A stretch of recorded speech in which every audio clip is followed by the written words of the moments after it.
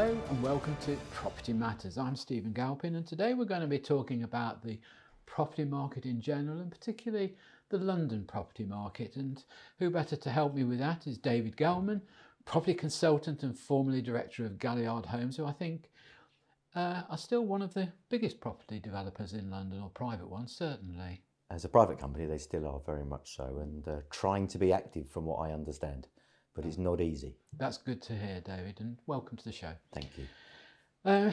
David, let's start off. We've had an election, we've had a budget.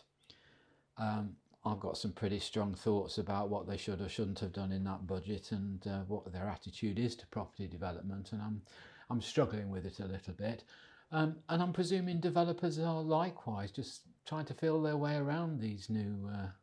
From what I'm gathering and from what I'm seeing in the market, yeah, developers are pretty much, they're not sitting on their hands, they're just trying to find out what's going to be the result of this potentially inflationary in budget and where the market's going. It does feel, I don't want to say two-tier because everything appears to be two-tier, but it does feel that way, that if you're selling your house in suburbia or even in a smart part of London, second-hand property, and you put it on at the right price, whatever that price is, you're going to be able to sell it. There is a market for that type of thing. New build, new development, big towers, struggling a little bit at the moment because of various matters really. Very difficult to pre-sell because they've killed the international market to an extent, but very difficult to pre-sell. And if you can't pre-sell, you can't finance. And if you can't finance, you can't build it. So it's a real terrible chicken and egg situation. I've had this conversation with you before, and I'm sure our viewers have seen it before as well. What happens is, you, as a developer, you go out to, you do the triangle, don't you? You go out to KL, to Hong Kong, to China, wherever, Malaysia, Singapore, and you try and pre-sell, and you come back and your funders say, well, we told you to sell 20% before we'll carry on with the funding. Right, I've done that. Then they say, oh, well, these are overseas purchases. How on earth would we enforce the contracts and this sort of thing? So they say, can't you go out and get some institutional investors? So you go, yep, I will. I'll go out and try. So you sell 2 or 3 floors to whoever insurance company. And they say, oh, well, yeah, you've done what we've asked, but you've discounted quite a lot, and that's not hitting the figures that you told us. You're between the devil and the deep blue sea all the time, aren't you? It's a very, very, very difficult position to be in. And I think, and where the market has moved over the last couple of years is that even the international buyers are actually looking at buying finished property, finished stock, stuff that they can get their money into pretty immediately. So the demand for off-plan, unless you are leaving a carrot for the purchaser, unless you're leaving enough in it that there's a margin so that they already feel that they've purchased at a lower price than perhaps the market's going to take them to, there just isn't the demand for it at the moment. And so it just becomes difficult to get development finance. Well, sure. And of course, I should perhaps explain to our viewers who are perhaps in the very youngest generations that at one time you could take a contract by putting 5 or 10% down, getting a contract to buy 2 or 3 years before the product was complete. But of course the government stopped that in 2010 and beyond. They said no, because you can't sell a contract and then that person have a mortgage on that contract. You've got to be the first contractor. Correct. They made assignment very difficult. Yeah, so assignment was almost out of the window. So therefore the worth of buying in advance actually went right down. And we've also hit fairly volatile times since.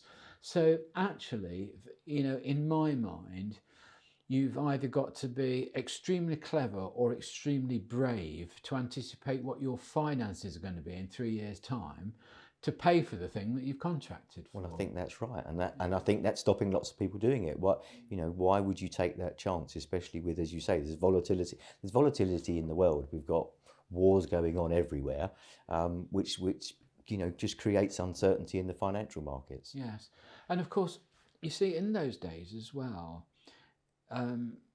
won't name any developers, but there were certain developers that were quite famous for not really completing their developments. You know, they were all planned with pools and gardens and everything else, and then perhaps you'd get there, you'd be walking in over sort of planks of wood and things because the outside work hadn't been done, but the developer was desperate to get the completions in, so they'd tell you it was all done, and especially if there were a lot of overseas buyers, they'd be sending out the completion notices. And all that stopped. So in some ways, I think it's a more realistic market, but it has created difficulties for financing of perhaps 60 or 70-story buildings, which are a GDV of $750 million probably. Something along those lines, maybe. Yeah. You know, you've got a real problem, haven't you? Plus, also, people still don't know where construction costs are going. You just, you have no idea when you start out as to where they're going to end up. And if you're 10% wrong either way, if you get your sales values wrong by 10%, your construction costs wrong by 10%, no profit. Well, of course, the other thing is, if you're building a 70-story tower block or whatever, if the cost of materials suddenly escalates over that 2, 3, 4 year period, you can't stop halfway and leave it for a while. Exactly. You have to finish the entire thing, absolutely. You're in for a penny, in for a pound, I think is the expression, isn't it? Exactly. So very, very difficult times for developers, I see, especially in the city environment, which obviously London is. Where I'm based at the moment to sell, we are only looking pretty much at the international market still, though. There is a lack of domestic interest. And I'm not really sure why that is, other than perhaps they're waiting to see if interest rates creep down. I don't think they are. There's no sign that they are. So I've never experienced much resistance about interest rates from overseas buyers. I think their logic is quite sensible. Often they'll be buying property because their kids are going to university Absolutely. in the UK and this sort of thing. And the mentality there is to say, well, rather than me just tip rent down the drain, I might as well buy. My child or my children can live there during the university period, and then hopefully I'll have seen over 2, 3, 4 years of capital gain to come out, so they've lived there for nothing. I've got a capital gain, we're all happy, and we'll all go home. But I'm not quite sure it's as simple as that these days. We've got in the budget, haven't we, a sort of percentage premium now for overseas buyers or those that haven't got their main home here. They've got to pay 5% stamp duty on a purchase, and so a 2% increase in that was a little bit more of a shock than perhaps we all imagined. We knew it was going to go up again, but it's successive governments, so I don't think anyone's right. Successive governments have treated the investor and have treated the international buyer really badly, in my opinion. And what they're trying to do is to kill off the individual landlord, because there's a percentage of individual landlords that perhaps call them rogue, call them whatever you like, but kill those people off, which is stopping the ordinary investor owning 1 or 2 properties towards their pension, and as they go down the PRS route to try and get institutions to own entire buildings. Well, I think all that's very well, but there's a couple of issues there that I've just seen crop up time and time again. If you penalise one section of the market, you actually tend to freeze it all, because if the people at the bottom can't move up because of no availability of stock or availability of suitable product, the whole market sticks. And that's the same even if the people at the top are downsizing. Correct, yeah. You've got to have movement throughout the market, top to bottom. And it just seems to me that government never understand this. And I don't know why. I don't know why it's so hard to see. I think if the government, and perhaps successive governments, but this government now in particular, because that's who we're going to beat up, if they were a referee, we would all be standing on the sides chanting, "You don't know what you're doing," because that seems to be the reality of it. We've had successive housing ministers. The housing minister this week has come out and said, "We didn't realise how bad the mess was, and I don't think we're now going to reach our 1.5 million homes target." Blow me down with a feather. Whoever thought they would in the first place? Well, exactly. It's crazy. I mean, again, we have a contributor who is MD of a procurement company, building materials, and the question I put to him, which he was having difficulty to answer because it's a crystal ball stuff. I mean, two things. Have we got enough labour and enough materials to build this 1.5 million homes in 4 years. I don't think we have, and I don't think he thought we had either. No. And secondly, we've got two very serious war zones being enacted at the moment, one with Israel, the other in Ukraine. The devastation that has been caused to those countries and surrounding countries is just mind-blowing. But they've all got to be rebuilt. Yeah. Where are the materials coming from to do that? Where's the money coming from to do that? Where is the labour coming from to do that? I mean, I can quite see some of our big construction companies sort of rubbing their hands and thinking, oh, there's going to be some huge contracts given out. But you've still got to have the people and you've still got to have the materials, haven't you? Well, that's definitely part of the problem. That it's not just that. Who's going to build them? Not just the labour, but who's going to build these 1.5 million homes? Are they relying yet again on the private sector? Because I don't see the private sector standing up at the moment to do it. No, I mean, I'm afraid again I've repeatedly said this on our programmes. I used to watch Cameron and Osborne come out with their hard hats and their high-vis jackets and say, we're going to build 250,000 homes. Who's we? Them two? Well, exactly. Not sure. But no, I think we're living in a very complex world at the moment as far as property is concerned. And I'm interested to know, I mean, a developer that I know and have some involvement with here has actually parked 2 or 3 developments that have foundations done, but they've walked off site now and they've said, look, we just can't risk this at the moment. So 2 or 3 years we'll come back and look at it. I mean, have you experienced this? We've seen that happen over a number of years in the past. We've seen property go through cycles. It just feels that this cycle might be stagnant for a little bit longer. I think what's going to happen, and actually what would be good for certain locations, is we need to see some house building rather than just over-dense apartment developments. You do need to see some decent house building done. But that's more likely to happen in the outer regions, isn't it? Well, I think so, because I think that's the only place that the opportunities exist without paying exorbitant prices for land. Well, you couldn't build a strip of houses down here in Canary Wharf because you would go bust very, very quickly of what you've paid for the land alongside build costs. Well, there's another factor to that as well, David. I mean, I think I've known you for probably about 30 years now. I think we both cut our teeth down here in Docklands and learned the hard way a lot of things, but I seem to remember rows of houses down here that were self-build. That was going to be the answer. Oh, wow, I remember that. Yeah, of course, yeah. Well, the trouble is when they built them themselves, people didn't realise they wouldn't be mortgageable because they didn't have the NHBC guarantees or anything else. And a lot of those kind of developments that were very entrepreneurial at the time have been pulled down and replaced with the big blocks, haven't they now? Well, it's much the same as all of the blocks around here. Everywhere we see outside of this studio is where a number of light industrial sheds were put up in our day, replaced by shiny gleaming towers now. Yes. Most of them are full, to be fair. What I do understand around the market around here is that people are living here. There's a lot of people living here now, and there is a life, but no one's going to start anything new by the looks of it. No, I think you're right, and that's really pretty sad, really, because there is the appetite to buy property. It's still here. Everybody said we'd go the European way, and nobody would want to buy in future. I don't get that. Young people still want to own their own home, very much, and want to feel proud of where they live, and I just hope it comes back. David, we've talked a little about some of the difficulties in funding and developing in today's market with unsurety, difficulty over funding. In the studio here, I'm constantly hearing stories of down valuations and difficulties with valuers, and I seem to have spent the last 35 years arguing with valuers and surveyors about how they value property and whether their comparables are comparable or not. But I mean, these difficulties do exist, and they're not doing much for the supply of property, are they? No, they're just making it very difficult. And I think what appears to be happening, the reason why there is a decent second-hand sales market is because of the lack of supply at the end of the chain.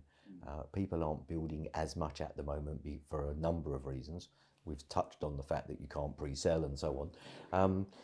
But I think they're also, there's a difficulty with valuations and with the way the banks and the building societies are looking at property as an asset. And of course, you'll get a headline that says, oh, Nationwide bring back a 95% or 100% mortgage. Well, they're not really. Try and get it. Yeah. A, try and get it. You've got to have more money than the man upstairs. And B, or woman upstairs. Or B, it's 95% of the valuation, and they will never value it at what you're paying for it. And there's one or two valuers out there, we shan't name names, but everyone knows who they are, who just trying to prove difficult the whole time. Well, again, I think I should probably explain to our viewers who are not initiated in such matters. A valuer, when you apply for a mortgage, a valuer will come along, and if you're borrowing, say, 90% of the purchase price, your lender will want to see a value getting close to that, so that their security is valid and appropriate. The problem is where you have the big lenders, they tend to go out to tender for valuers to do this work. You've got a certain number of very high-powered, multi-person firms of valuation specialists who come in, pitch very low in terms of cost to the lender to get all the valuations, to get the volume. But the problem with this is that if a bank receives a valuation that in the end turns out to be over-ambitious perhaps, and they lose money, the valuer can be sued. Now, wherever you get a position where valuers can be sued, you've got insurance companies involved. So the insurers will cover the valuers to make sure that they don't get sued, or if they do, it gets paid for by an insurance policy. But the problem is with that, to avoid costing more insurance and to avoid the risk of calling in the insurers who will only put up the premiums if too many claims are made, they value low so that they go nowhere near the limit of their insurance cover. Now, this is all very well. It's all very well to be commercial, to be savvy in this respect, but the loser is the buyer who can't borrow enough money. And I think we all know from the experience we've had over the last 10 years, the amount of deposit required to buy a home has just gone up and up and up. Is that a fair summary, David? I think you were excellent there. That's absolutely perfect. I think I can see times when, and I think it might be an idea, where the old indemnity policy comes back in, whereby the bank itself is only lending you 70, 60, 70, maybe up to 80%, and the balance of what you are borrowing is from a separate insurance company, and that's indemnified and paid for. Just because then there's a chance that they will value it at or close to the asking price. At the end of the day, developers these days are selling at whatever they can get for the property, and vendors are in exactly the same way. And you can bet your bottom dollar that those buyers have trawled the market, and the reason they've come back to you to purchase that flat is because they know everything else on the market, and they know that comparatively that's the one they want, and they're prepared to pay that for it. And if that's the case, why should a valuer who doesn't know the area and who doesn't do his homework properly, why should he be the arbiter of what that flat's worth? Surely if something's worth what someone's prepared to pay for it. You see, I had a case, half a dozen years ago, I think it was now, probably a little bit more even.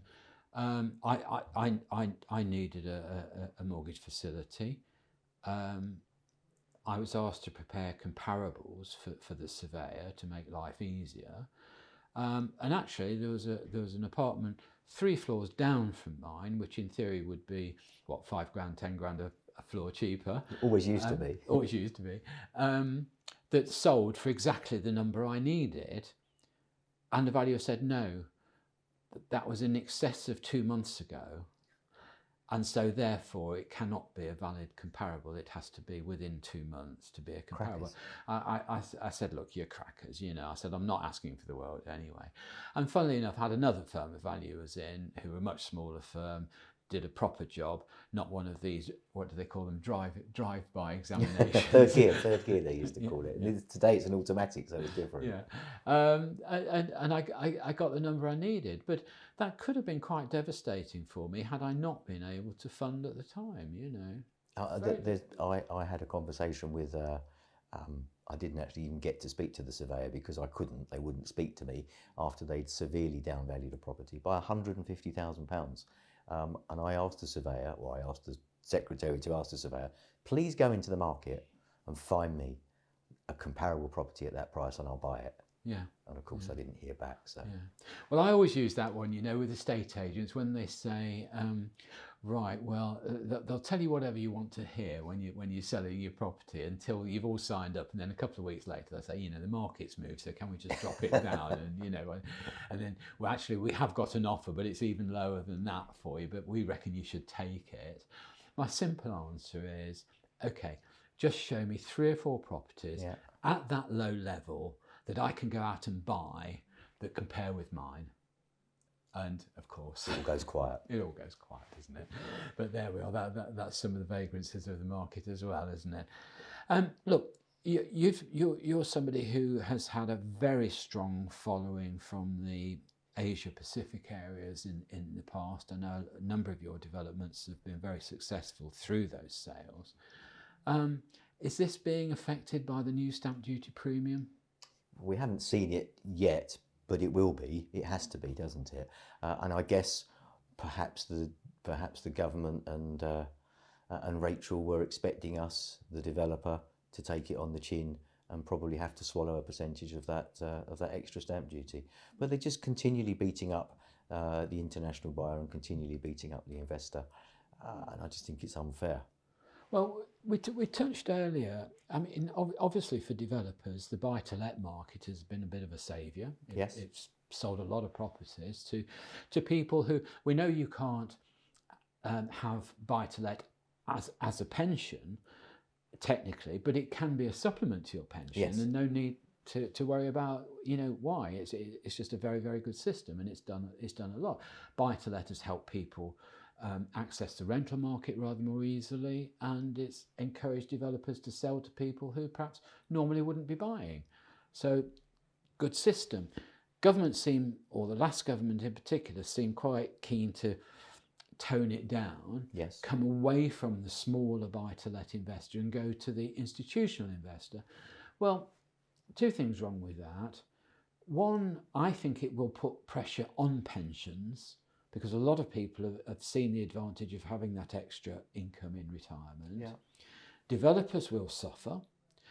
And I do understand the government logic thinking, look, it's very much easier to collect rental taxes from a huge corporation than an individual who might, put a bit in his pocket now and again from, that's not on the books. But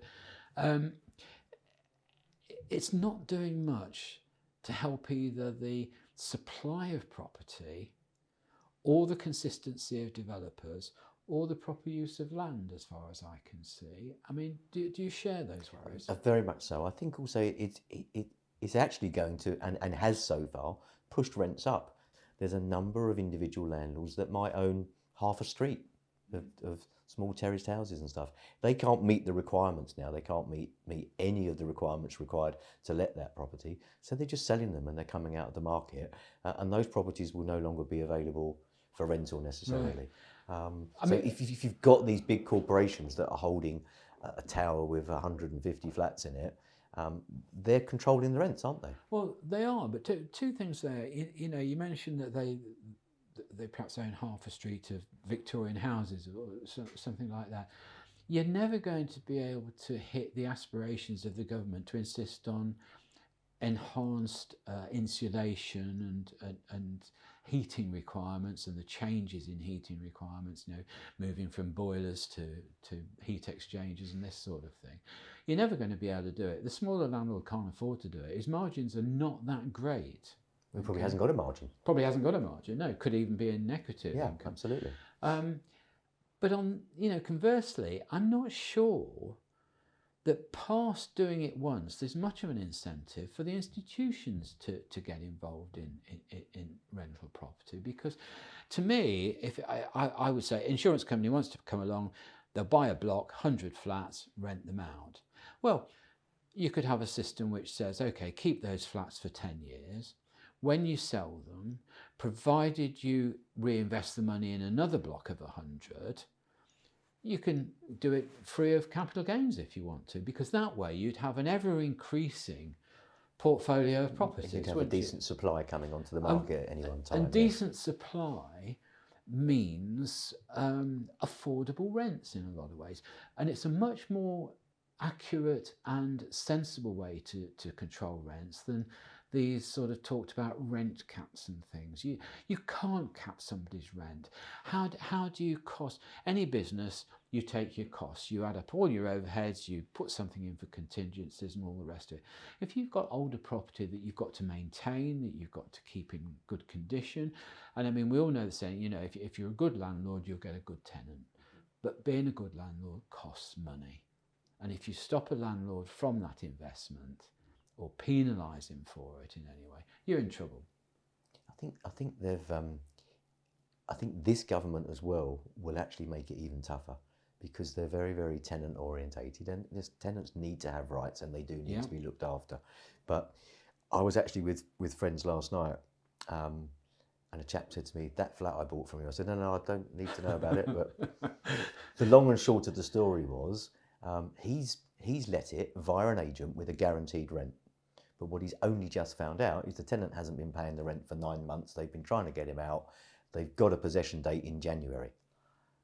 A year of someone not paying any rent is crackers. Yeah. So, and actually, the funny thing is, the moment you take action to recover your rent, because you know the common advice is, don't let rents run or unpaid rents run. Take action. Yes. Go and do it. Go to court and all the rest of it. But the moment you issue court proceedings, the person says, right, well, blow it. I'm not going to pay any rent now till we have the court hearing. And that's what happens. Yeah. And then they'll either pay it on the day or get the court to give some kind of payment structure that, you know, won't see you getting your rent super quick. That's for sure. That's right, and they're penalising someone that owns a property that's bringing it to the market for people to live in. All right, David, I'm going to say thank you very much for coming in to our new studio this morning. It's very good of you. Well, thank you for watching. My name's Stephen Galpin. Join me again next time on Property Matters.